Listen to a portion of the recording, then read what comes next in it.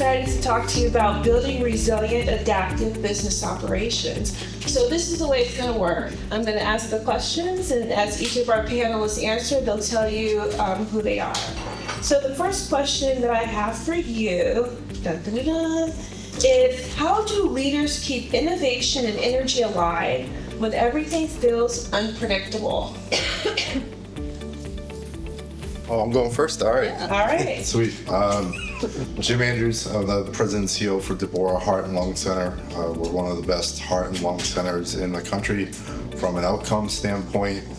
Even better than that, we've never charged a patient in 103 years. We're completely mission funded, and we are located in southern New Jersey, right in smack dab in the middle of the state in the Pine Barrens there. So being the healthcare representative on the panel today, healthcare is incredibly unpredictable right now. Between the Medicaid cuts, PE, private equity expansion in the space, big healthcare forming these mega systems all around us, to try to calm the nerves of the team and the staff, particularly for a small, individualized specialty hospital, completely independent, not aligned with another system. It's usually keep calm, care on, is what we say. My philosophy is if you're constantly jumping to meet the needs of the market, you're not really standing for anything.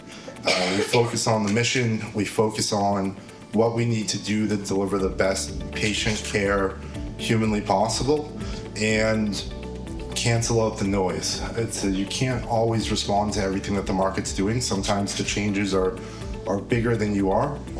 You can be adaptive to it, you can meet the changing patient needs, but it's really just focus on what has truly made you great, continue on, and cancel out all the noise that's around you.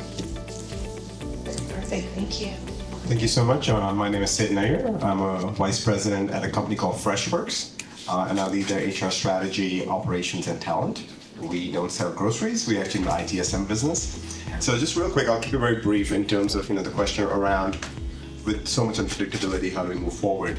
One thing that I love to focus on from a strategy perspective is what will not change, right? So if I put my hat on, because there's so much focus on AI, all this stuff, geopolitically, economically, we don't know what the future is. Nobody in this room, I think, can tell us with a level of certainty what the next 5 years is going to look like. But there's certain things that I know will not change. From an HR perspective, I know when I look at my operations, people will always want their questions answered fast and accurately. So what are those fundamental principles, or your first principles, that don't change? And focus your strategy on those and pivot on those, and the outside sort of climate becomes a little more noise, and you'll adapt as things happen. What happens with AI, you'll adapt, but focus on things that you know will not change, and those things that that's what we try to focus on. I get a special mic. Hi everyone, I'm Jen Congdon. I am the Chief People Officer at M Financial Group. We are a diversified financial services organization, basically insurance, reinsurance, and wealth management. And our sole purpose really is to provide a lot of the back office support, the case underwriting services for our member firms who have relationships with kind of ultra high net wealth clients. And I guess for us, one of the ways that we do this is our mission statement is helping our member firms succeed, thrive, and realize their full potential. And so we apply that external lens internally as well, and just substitute member firms with employees, right? How do we help our employees succeed, thrive, and realize their full potential? We are very customer focused, so we've got tremendous volatility right now with the geopolitical environment. It's a tax benefit for our member firms and for their clients on how can I diversify where my dollars are going, and everyone's kind of tapping the brakes right now, and it's giving us an opportunity to really look again internally within the organization. Do we have the right structure? Do we have the right number of employees? And think about how we're going to augment that workforce. Great job. Thank you, panelists. So we're throwing a little bit of a curveball.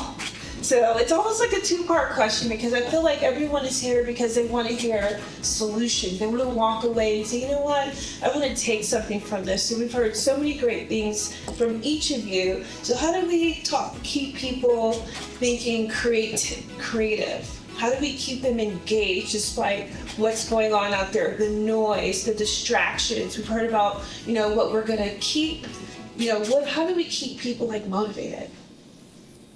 Sid, you can go first. Okay, all right, I got volunteered. Yeah. Wrong choice sitting in the middle. So I think the first thing I would say is part of my charter is employee listening. So to understand how we keep people motivated is, do we understand why they're there? What are they trying to get out of their roles, right? I think we had an earlier discussion that I'm going to maybe bank on. The conversation was we have 5 generations in the workforce, and they all may have a different view on what is work and what they want to get out of work. So I think the first thing is really understanding your employee base, why are they there and what they want to get out of it. One part of the equation is what does the company want out of them? The other part of the equation is what motivates them. And creating a structure and incentive program that allows people to benefit from different things that they want to get out. I'll give a very simple example that I gave earlier. I was talking to a buddy of mine who was a CTO at a startup. A couple of years ago, went back to his CEO and said, I would like to get a demotion. I would like to be a VP of a product line because I have young kids. I want to go focus on what I enjoy doing. The monetary piece and the title is not motivational for me anymore. It was a 3-month conversation, and they went back, and he actually went back and took a demotion, and is still at the same company, thriving. The point that I want to raise with that is we are so trained, and I know I have been, of thinking of our success always as linear and progressing up. But we really need to understand whether it's a generational point of view or people at different stages of their life, what do they want, and how do we create an environment that you could still get what the company wants in terms of productivity and outcomes, that's what the company cares about, but also an environment that there are different options to pick for the employee as well. And the career paths are not going to be linear moving forward. And I think that's a really important point for us to pivot on. Back at you. All right, thanks. Yeah. So I think creativity with employees is complaints going in the other direction, right? So we always tell people don't communicate complaints down or sideways because they won't go anywhere. You're just belly aching at that point in time. Creativity is passing feedback up so it can be acted on by an organization. And so from a leadership perspective, you get more complaints in times of uncertainty in an organization, and you need to make sure that you're reorienting the team to pass those complaints up as feedback and ways in which you can improve, and then actually act on it. And if you're doing that, then you're going to keep an engaged base, you're going to keep the team that you have, and you're going to build something that's rather adaptive to the changes that are occurring. I'm good. Go ahead. You're good? Okay. All right. Lots of good gems here. So this actually transitions to another great question is, when resources are tight, how have you improved efficiency without killing morale or customer experience? It's our favorite question. Yeah, so I'm going to kind of tap back into the earlier conversation today around leveraging technology and AI and some of those resources. I said earlier, I had my HR leadership team go through an HR AI masteries course and program, right? So how can they leverage technology better, and are we making sure that we're using that to take some of the non-value add work off of our plates, right? But also helping them really kind of build value add, courses, programs, recruitment, a lot of it really from an L&D perspective has kind of generated new inspiration for the team. But then doing simple things like we have Copilot internal for work, and asking a question at the end of the day is like, hey, please summarize all of my emails that I have not responded to that required an action. And I get a list from our Copilot, and it lists all that, and so that's taking away some of that, again, that distraction, and helping minimize rework and get rid of some redundancy in the day. I'll add to that maybe a different different perspective a little bit. It's already disagreeing with you. No, I'm just kidding. What? Too soon. Too soon, just a question for it. No, so one of the things I'm going to maybe pick up on your question is efficiency. Okay. So I had this recent conversation with our CEO, who's fairly new. He was in the company for about a couple of years as a co-president and took over about 12 months ago. And I was having a conversation with him, and there was a lot of conversation. If you're aware of the conversations in tech, it's about efficiency, let's get everybody in the office, all the fun stuff. And I made a statement to him in that conversation, 100% efficiency is bad for business. And he looked at me like, I think this is my last conversation with my CEO. And he said, what do you mean? And I'm like, we are in tech. We are at a very critical moment with AI. And we all know the company that's going to win this is the company that's going to innovate. If you want to innovate, efficiency is about 10% better. Innovation is about 10x better. So if you look at any major innovation, it comes from a place of creating time and space and a little bit of inefficiency, what we call inefficiency, so we can create, right? And based on that conversation, one of the things that we have started to identify is we need to make sure we provide a level of autonomy for leaders to actually start innovating. Instead of just saying, okay, what is your KPIs are important, outcomes are important, all that stuff we have to do. But if you really want to be the market leaders in innovation, we need to make sure there's space to actually think through those things. And that will not come if you're just in it constantly day in and day out.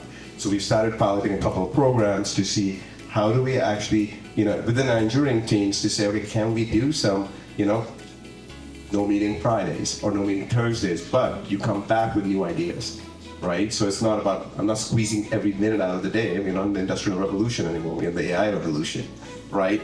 How do we pivot that? But sometimes I feel like we've always gone back in time and talking like we were in the industrial revolution while we're talking about AI.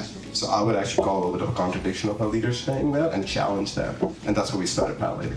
Yeah, I'd also say our CEO also was like, we did this level set leadership course for every single leader in our organization and got everyone back to ground zero talking the same language. And our CEO came in and was just like, as leaders in the organization, you need to carve out 40% of your time to think. First time I heard a CEO say that, you need to figure out how you're going to carve out 40% of your time to think so that you can be innovative and that you can learn how to delegate the right things to your organization to help them grow, which then helps motivate those individuals as well, right? Just through that sheer appetite for wanting to do more. But I thought you were going to disagree. I wasn't not disagreeing here. I love this. You all have actually made me think of something. One of the things that we've done at True America Multifamily is we realize that so many people are afraid of the whole concept of efficiency and optimization. They think that it's getting rid of people. And so in order for people to feel very comfortable about where they personally are in their journey with AI or technology, we brought a group in to go and take us to baseline. Let us show you how to use the tools that you already have. So when you are personally ready to start that journey in AI, you feel a lot more comfortable. So what is Copilot? What are all of these little buttons in Microsoft Word or on Excel? How do I use my Outlook to be extremely productive? You would think that, someone comes in with high skills, they know what all of these things mean, but they don't. And so in order to get our workforce, what we would say to baseline, this is something that we did. And so people also felt comfortable with Copilot. In my group specifically, I said, you know what, let me bring a lot of the things that we search for internally. Let's use it on, let's say, Microsoft Notebook. And especially when someone just comes into the organization and use Copilot to tell you where things are located versus going through that amazing share drive that we all know about. And then here we are in that Easter egg hunt. So these are some of the takeaways that you all can think about in efficiency and optimization. One more comment on that. So I had a really interesting conversation the other day with some other CHROs and talking about how, all the things that we're saying, right, with technology and AI and how you can, kind of that non-value added work that needs to get done, you're having AI do it. But then as you think about how am I developing my next level leader, you kind of actually need to do some of that non-value added work to learn. Right? And to learn to get to that next step. And so we talked about how do we make sure that we have, for lack of a better word, I'm going to call it a think tank. How do we have a think tank of employees that we're not giving them that technology? We want them to learn how to do it. right? Just to again, go back and think, but learn, fail forward, fail fast, learn from those mistakes, and then leverage the technology so that you're still developing some of those basic skill sets that you need to progress your career. Otherwise, we've got a major gap here if we're going straight from tech is going to take care of all of these things that we used to do to expecting that next level of leadership. Absolutely. Thank you. All right. So our next question is, a lot of business transformation focuses on adding. So what have you simplified that actually made things better?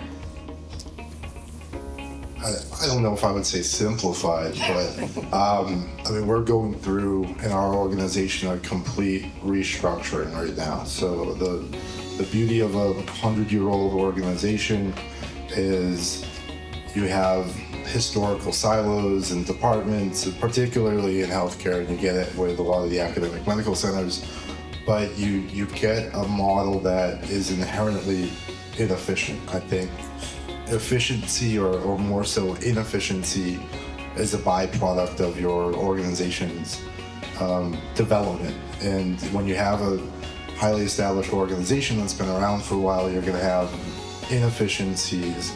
And the typical solution is to add another layer and say, all right, we're going to add this person that's going to oversee patient safety. And if patient safety isn't at every level of the organization and people feel empowered to act on patient safety, change patient safety, then you need a person on top of them to oversee it as a collective whole. So what we're doing from an organization standpoint is trying to break down the traditional vertical silos that exist in a healthcare organization today and create more of a circular organization model.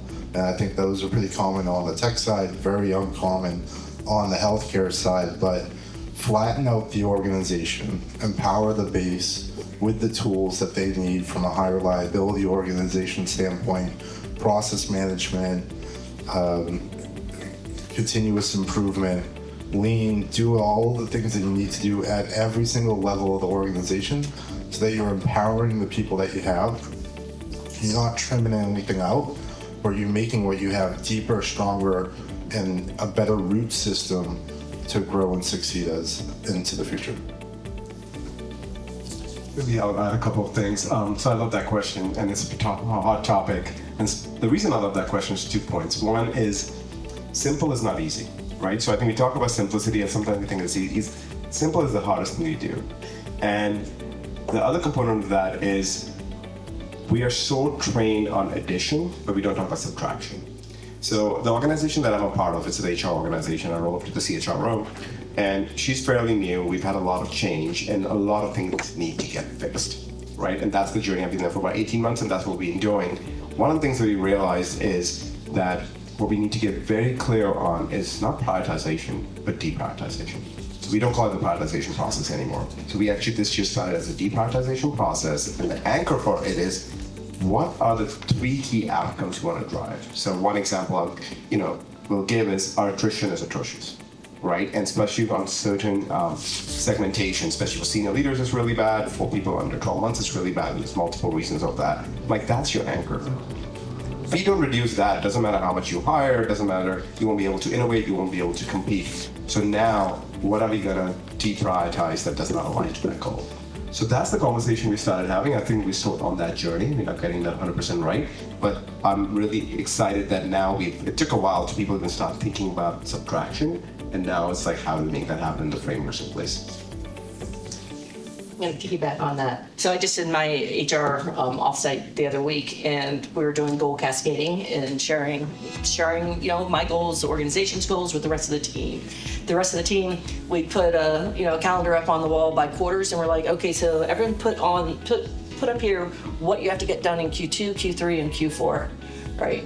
And so everybody did that, and by the time we were done, we're like, okay, what are we not doing that's on this list? Because there is no way with 4 people, 5 people that all of this is gonna happen, right? So what is most critical, what's gonna add the highest value to the organization, what's gonna reduce as much waste as we possibly can. And there are some simple things, but like we just did a Kaizen on our recruitment process. it's too complex. It doesn't need to be that complex. And the team wanted to go and just like, okay, we're just going to go and map this out and create the future state. I'm like, who are you going to talk to? And they look at me like, what? I'm like, who are you going to talk to? Are you going to get VOC? What managers hire the most people? What current employees were most recently hired?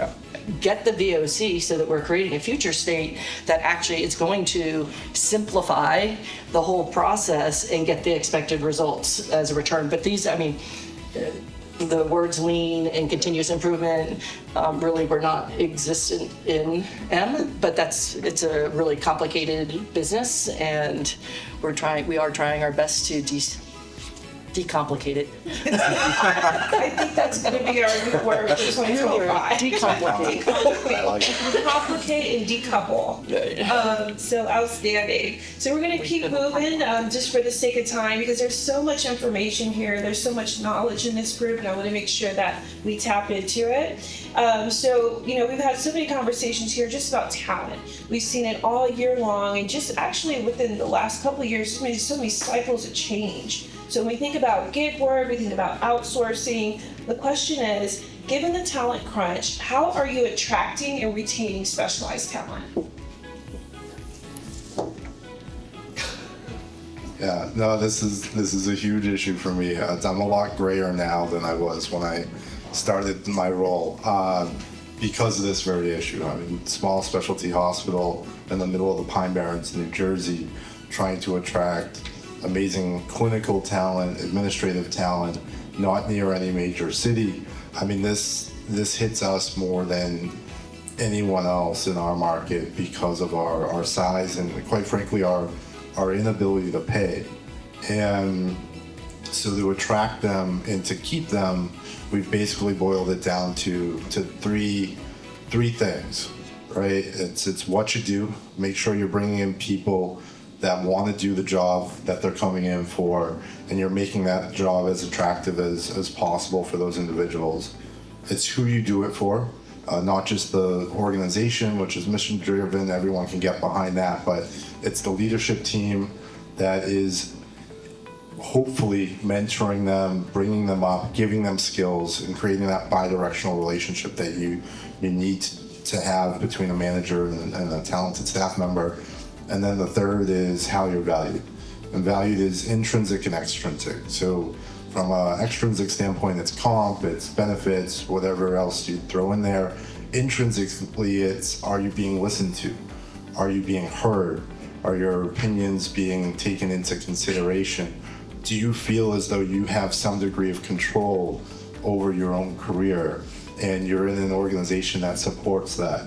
And if you get 3 out of 3, you've got someone for life, right? They've got a career there. You got 2 out of 3, depending on the generations, and shout out to the geriatric millennial in the audience from an earlier session.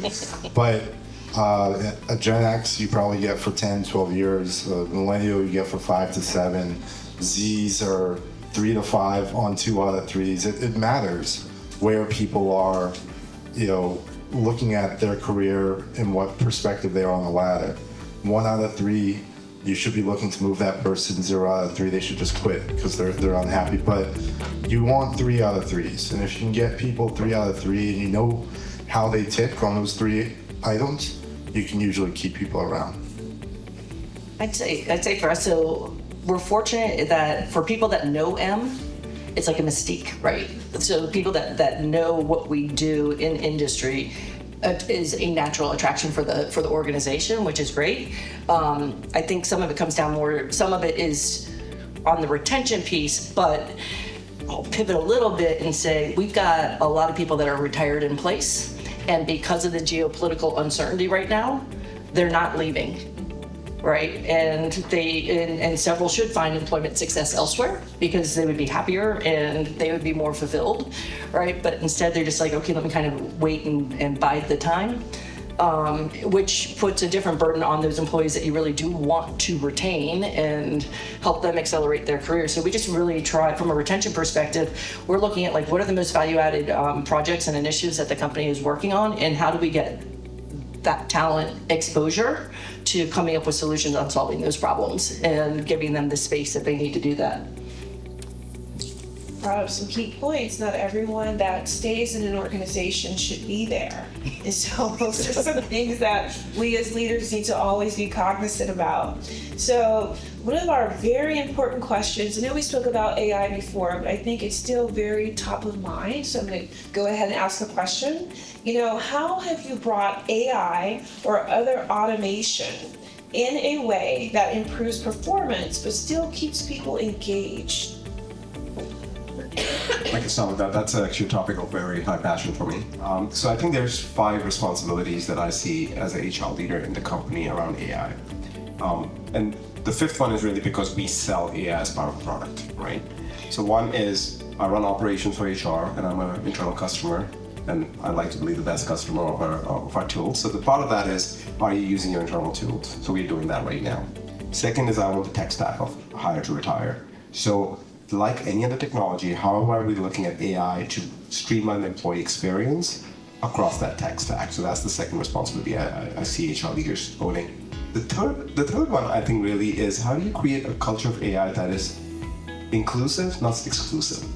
There is a lot of fear around AI, and I know in the earlier panel there was a comment that I half agreed with. One was about comparing AI to the internet.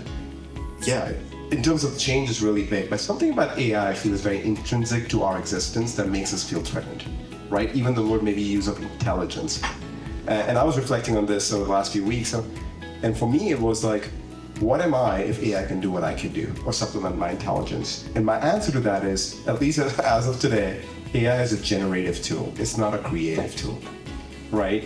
And so it's looking into past language models that already exist. So my value as a human is really around creativity. And that this goes back to efficiency and innovation. So the other piece is, how do you bring that environment and bring that culture that AI is part of that, and we want people to be part of that economy and that employee base, not excluding folks. The other two are really interesting. One in terms of your talent strategy falls from that in terms of how you retain and acquire talent, which I'll talk about in a second.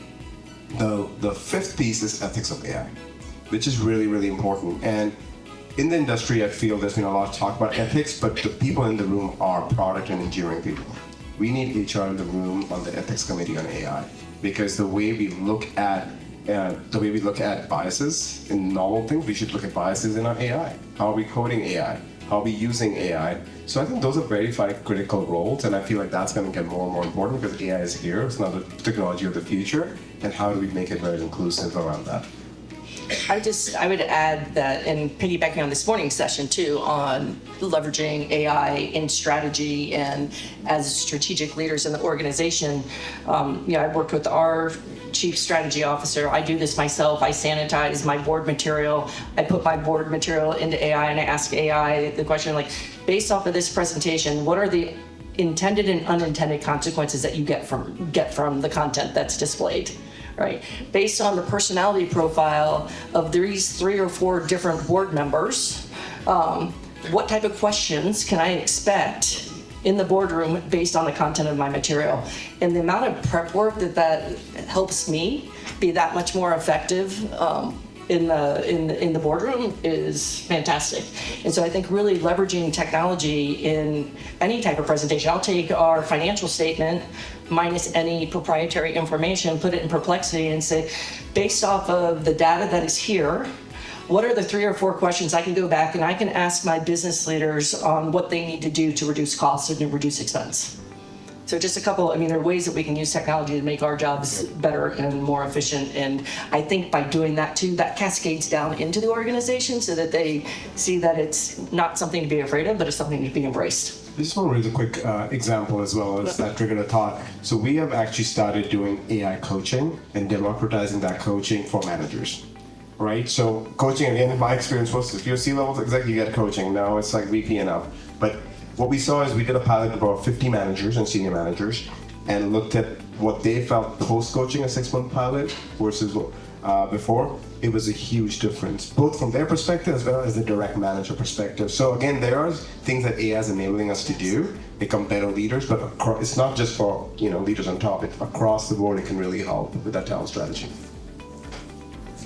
I'm up here learning. So, I mean, this is part of the reason why I'm here today, and I'm sure a lot of other folks are, is trying to bring something back to my organization. AI is one of those things. I've learned a lot from the two panelists here, but I mean, as someone that's getting into it, an organization that's getting into it, I know that the biggest question that people have is beyond what does this mean for my job, but if you flip it and you turn it into a value equation for the individual, it's how this is going to give you more time back, right? You sell it by saying this is going to create efficiencies to allow you to expand yourself, expand the role, and that's the biggest question that my organization has, is how to prioritize the investment in AI so that it aligns with our mission and gives people time back. I think part of that came up this morning too, right, on the earlier session of, hey, being careful with the time, you know, if you're driving that efficiency and then you've got this free time, and what else are you giving them to do to fill that new time void that they've got? I think there's an opportunity to really coach the employees and the organization that you can now add so much more value in this other part of your job and what you're doing, where I think you get a lot more gratification out of it instead of just kind of slugging away at some of that work that AI can't actually help solve for and really drive that value add. Or hopefully some thinking time. Let's get that 40%. 40%. Absolutely. I mean, think about it. We as leaders are always accomplished talking about, we don't have time to do all these things. We don't have time to do the strategic stuff. And so, you know, our panelists have already made that very clear. You know, give all AI, all of the window washing of your job, all the things, repetition that you don't want to do, so you can focus on the things that build and create value for your organization. So, all right. So next thing I want to ask is, you know, we've spoken so much about, you know, right here, right now, and also the future. And we've also spoken about uncertainty and just what's next. So my next question is, how are you preparing your organization for multiple possible futures? That's a tough one. This is. Great. My turn. Yeah, just like this question was not on the list. No, I mean, I think you need to have some degree of confidence in what you're doing, first and foremost. So any deviation from your path that you're on, that you're anticipating to be making because of the volatility in the market around you, you're probably thinking about it too late. And I think bringing things back to basics, focusing on what your mission is, focusing what your vision is, and standing by it could actually serve you better in a changing market than completely jumping around and making people feel uneasy, right? You move too quickly, you change too fast, then people are going to spin out as a result of it. Have some conviction with the changes in the market around you. Again, boil it down to what you're good at, what you're there for, making sure that is intact as you move forward. And I think around opportunities that come up that are going to be shiny new objects in the market, you know, the approach we take is starve the turkeys and feed the eagles, so to speak. And don't go into a little bit of everything, but really choose the things that are going to be mission critical to your core, critical to what you're trying to do. Invest in those, put your money and your faith in those, because they're going to make you better, and let the market do what the market does, right? The surfer doesn't try to control the wave, but if you got a steady footing, you're going to be able to ride it out.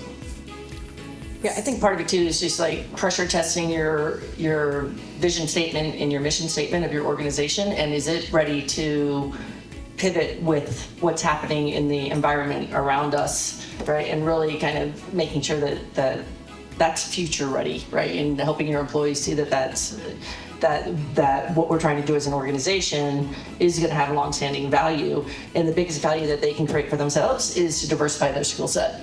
Right, and not put themselves in a silo, although we do need specialists in certain areas for sure. Actuaries are, you know, not a dime a dozen, and they're expensive, but really getting people to think about the lattice instead of the ladder of how they're progressing their careers. And the more diversification that you have in that, then you're protecting yourself for the future.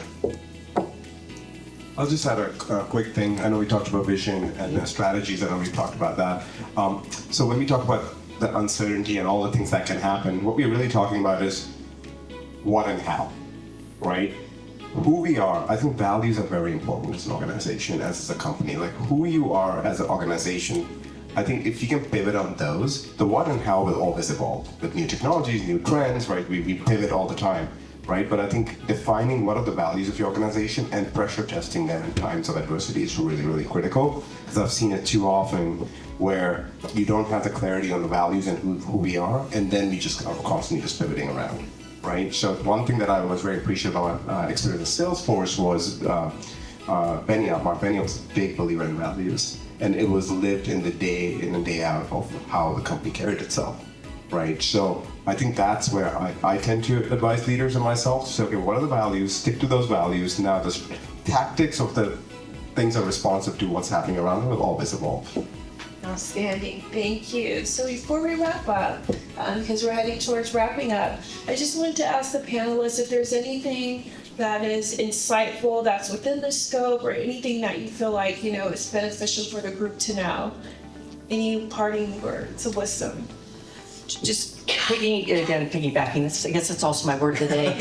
And later on, you'll hear me opine on things. But the earlier conversation was around, what do you think about a leader that's being strategic, and what does that leadership look like? And the one word that I didn't hear that I would like to impart on everyone here, I think one of the strongest traits of a leader is impact. Right? What impact are they having on the organization? Everything else that everyone was saying, the empathy, the communications, the accountability and all that, all of those speed up into impact. And so leaders having really strong impact. And then I would also add to that followership. Right? You and I were talking a little bit about that. And being an exporter of talent as a leader, I think one of the best traits is being an exporter of talent. You have people come into your organization, they learned, you exported them out to another part of that organization, and that's going to drive that followership as well. Yeah, I'll stick similar theme. The expression is culture eats strategy for lunch, and that's true every day in the industry that I work with. And if people are going to be successful, if you're going to stick to your guns despite a lot of market variability, you need to make sure that you have a team that's going to guide you through the rocky times and be there at the end when you start to turn things around. And you say impact, I will add another word, and that's alignment. So I think too often organizations will look at high performers and reward the high performers, and not often enough will they reward the highly aligned individuals within the organization. And I think it was the Harvard Business Review had two axes that were on X and a Y, and they had high performance on one and alignment on the other. And they said where your people fit on those determines ultimately if they're going to be part of your long-term strategy. And low performance, low alignment, you get rid of those people. High performance, high alignment, you keep those people. And what do you do with highly performing people that are not very aligned versus highly aligned people that are not performing the way that they can? And as leaders, we need to give those people that are in that highly aligned, low performance group the tools to improve, because that'll help you become a successful organization. Your highly performing individuals that are lowly aligned have generally had an experience in life that's cultivated based on their individualism, and they're not necessarily going to be the people that bring you forward. So factor in alignment into your talent acquisition strategies, factor in alignment in who you're choosing for roles to navigate and cultivate your organization as you go ahead. Yeah, in the spirit of talking about leadership, I'll talk about the 3 leadership principles, or 3 C's that I try to live up to. One is curiosity. Be curious. We don't know what the future looks like. Be curious how they're learning agility and build that in your teams. Second, compassion. And I really distinguish compassion from empathy. Empathy is like, how you feel. Compassion is, how can I help? Right? Ask your teams, and not only your teams, ask your leaders, the board, right? And compassion for yourself. Like these times are hard, and we are not gonna have all the answers, and give yourself grace that you don't have to.